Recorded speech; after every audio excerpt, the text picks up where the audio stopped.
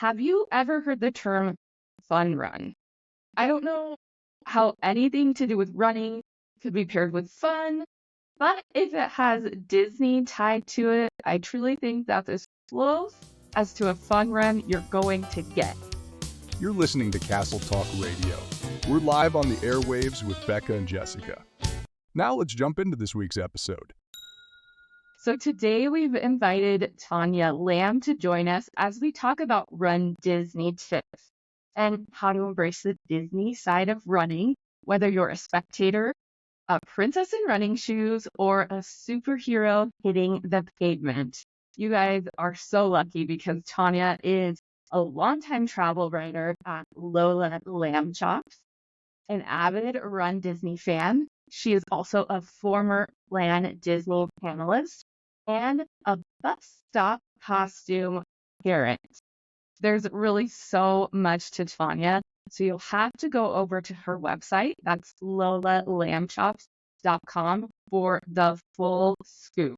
But Tania, welcome to Castle Talk Radio. Hi, thank you so much for having me. It may seem like I have a lot going on, and I do, but somehow all of my passions tie together in Run Disney, and I'm excited to talk to the Castle Talk Radio listeners about it today, especially the costume side, because costumes for Run Disney races are highly encouraged. Okay, so costumes, this does sound a lot different than traditional races and even fun runs. So let's just do costumes first because it's one thing that actually gets me excited about Run Disney. I mean, I think that was one of the appeals for me at first too when I got into Run Disney was I ran cross country in high school. That was about the extent of my running. But then after I had kids, I was also looking for something to motivate me, right? To get out there, to keep moving. And since I'm such a big Disney fan, then Run Disney was it for me. And as far as costumes go, like there are people who don't wear costumes, which is totally fine, but also some people go all out. And I think for me, it was just really fun to find a group of people who wanted to do group costumes. So we had like a group costume theme, and you can make it as elaborate or as basic as you want. But some of the themes that like my friends and I have done is we were VIP plaids. We dressed up as plaids one time. We dressed up as like dancers from the Move It, Shake It, Celebrate It parade in Walt Disney World. And the funny thing is, okay, so we ran the race dressed like as the dancers, and then they let us kind of lead the parade that day when we had come into the park. It was amazing. Okay, that's magic. Yeah, so one time, one of the very first races I ran, we dressed up as Dapper Dans, but the holiday Dapper Dan. And so again, it was a 5K, we went into the parks right after. We saw the Dapper Dans, and they were so excited to see us. They were on the trolley. We jumped on with them, took pictures, like rode with them down Main Street, USA. Like, it just doesn't get any better than that. I love that because you incorporate your Disney fandom and then sometimes it leads to these different magical moments that you can't replicate. So that is so cool. I love looking at the pictures of costumes. And like you said, there's stuff from like a full-on costume, like someone dressed as a churro, that's like a full-on thing. And you're like, how are they running? And then there's even a line of Run Disney clothing merchandise that's like a princess style tank top with like running shorts. So you can still be comfortable. There's even Run Disney type of shoes, like Disney branded, Pixar branded tennis shoes that you can use if those are, your best fit for running. Yeah, there's so much merchandise now because they know what a community Run Disney is. And especially if you register for a race and they have a Run Disney Expo. So there are a lot of companies and brands who have started their own businesses that way because there was a need for these comfortable costumes to run these races, but that were also, proper running clothes, because trying to run in cotton, we have a motto, cotton is rotten. for trying to run in those. And like, you can do it. There are people who run in just full on costumes. I am like a balance of in between. I have run 13 miles with a sombrero on my head. Um, there was one time I dressed as a sister suffragette for Mary Poppins, and I had so many layers of clothing on because I just had a shirt under, a dress, an apron, a sash, like a hat, and it was one of the hottest days, and I was just dying, but I was like, I'm gonna get through these 6 miles. I can do it. Oh my goodness. Yeah. So total range. I'm like, have not ever done Run Disney, which is why we're having you here. But the simple type of tank tops, running shorts type of thing, that's like my go-to type of costume for like Oogie Boogie Bash. So Yeah. these could kind of mesh over if you're looking for costume ideas for Halloween or different things at the parks, or even the Disney bounding type of thing, which we talked about a few episodes back with Julie. You can really look to Run Disney for some inspiration as well. So I love how everything kind of crosses over. And like Tania mentioned, you don't have to wear a costume.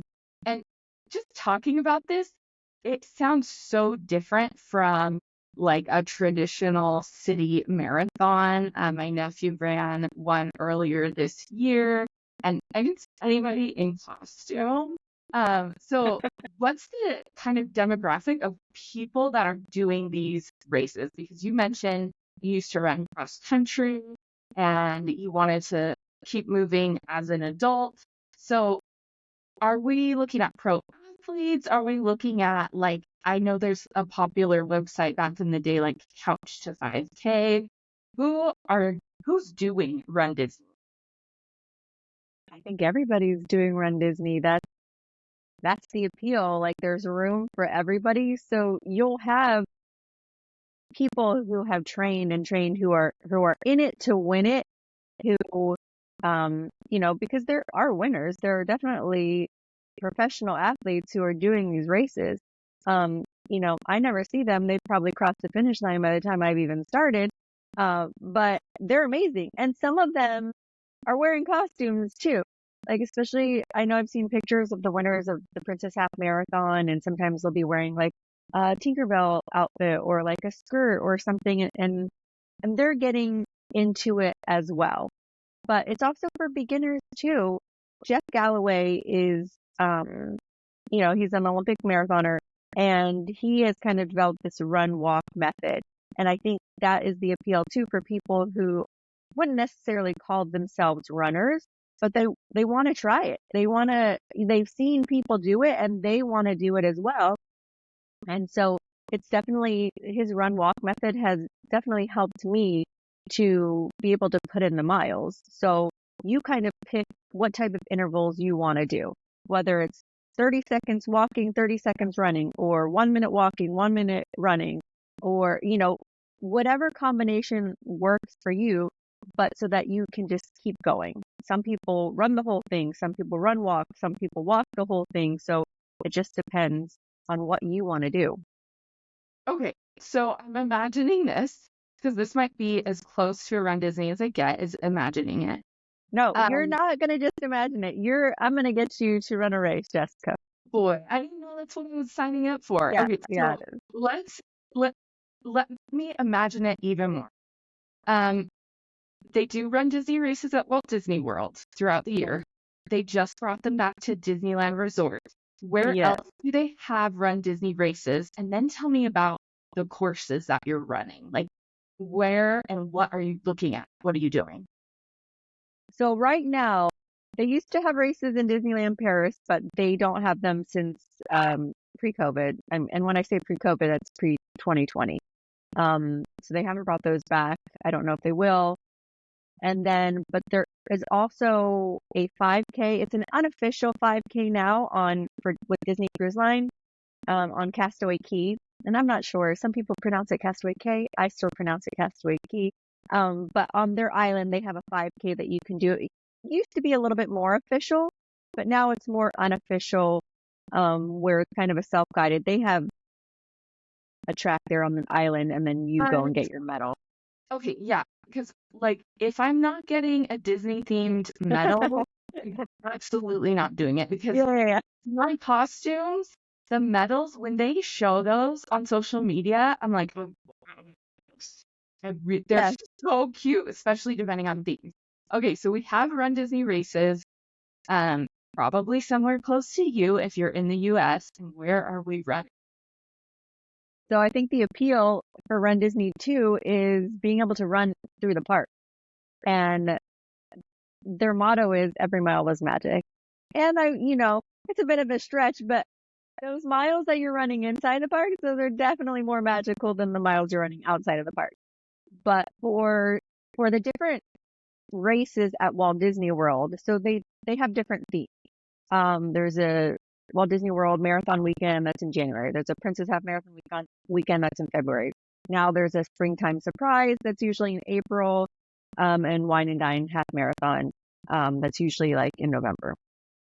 So there's different themes, and then those are also different courses. But for the most part, you are running through Magic Kingdom. There's a lot of back roads. If you run the marathon, you get to run through all four Walt Disney World parks. And Disneyland, one of the reasons why I love Disneyland races a little bit more, especially the 10K, is because the 10K you run in Disneyland and California Adventure, but a lot of those miles are inside the park. I would probably say that you get the most park time in the Disneyland 10Ks than anywhere else, just because the parks are so close together. And that's the best part, just being able to run down the main street, running down your favorite parks where there's no people. It's just, you can stop and take pictures. There's characters on the course. There's a lot of crowd support, and it's just different. And you do Okay, kind of, so I'm getting this feel for it. I'm imagining what it is. You've painted a great picture. So you're running through the parks. This is happening before regular operating hours. So we get hopefully that cool morning air. And spectators, you said that there's people cheering you on. Are they inside the parks, outside the parks? Like, how does that work? so for Disneyland now, I don't think you can spectate inside the park. For Walt Disney World races, you can spectate down Main Street USA. Um, I'm pretty sure, I want to say that's the only, no, I think you can also spectate in Epcot now as well. Things have changed Sure, since and they'll probably before continue to COVID. evolve. There is Yeah, room for spectators at some points along the course. yeah. And even like at Walt Disney World, there are some races that go along the boardwalk by Epcot, like from Epcot to Hollywood Studios, and you can also spectate from there. Um, they've also kind of implemented a quiet zone sometimes because the races are early, right? You're getting up at 2:30, you're getting on a bus at 3 a.m. type of thing, going to the start line. The races are starting in the 5 o'clock hour, and so it's early. Okay, spectators, a couple of the articles on your website, because you have so many articles about Run Disney, you talk about different fun things to do as a spectator, because if you have a family or friend that's doing these Run Disney and you're not quite ready to hit the ground running, you definitely want to be there to support them. You talked about different signs that you use and different ideas. And when we were creating some signs for my nephew that was running, that was honestly a surprisingly like hard thing to figure out what to do. I love you tie in pop culture to it. So like last year was the year of Barbie. One of the signs you used was "You are Jeanette." And actually my job is just run Disney. So I love that. You don't have to necessarily be like super in super make it Disney or running. Like you can throw in pop culture. And you guys, again, check out Lola Lambchops because she tells a hilarious story, funny to me, maybe not to everybody, Oh my gosh. about using a Disney villain in a sign and why maybe that is not such a good idea. I know you know what I'm Oh, I know. I know. So definitely bring the signs. Any other tips, like smaller, larger, like what do you, is there anything there for spectators that we need to know? Yeah, I mean, being a spectator, that's actually one of my favorite. Now that I live in Florida and Walt Disney World is local to me, I don't run as many races just because I've run so many of them that I don't feel the need to. But I love to be a spectator. I love to support because I remember running those miles and sometimes it's just sucking and I wanted to quit, but I would turn around and I would see a funny sign and it would make me laugh and it would just kind of give me the push. And so that's why I like to spectate too, especially if my friends are running. And I usually always have friends running in one of the races. And so one of the things that have resonated with people on the course is, yeah, pop culture, whatever's going on, then we'll usually, my friends and I will print off a picture of, whoever. It was Ryan Gosling as Ken this year, because that was the thing. We'll print it off at Walgreens, 16 by 20. We put like a little meme on it so that it's just printed off, printed on a board. You hold it up and people love it because it just gives, like, a lot of people will stop and take pictures with the signs if it resonates with them. So yeah, pop culture is definitely it. Okay, and you also mentioned characters on the running course. How are the lines for characters? Or is it like you're kind of jogging by and you're taking a quick picture? Like, what is that like? It depends, right? Because so there are time limits for these races.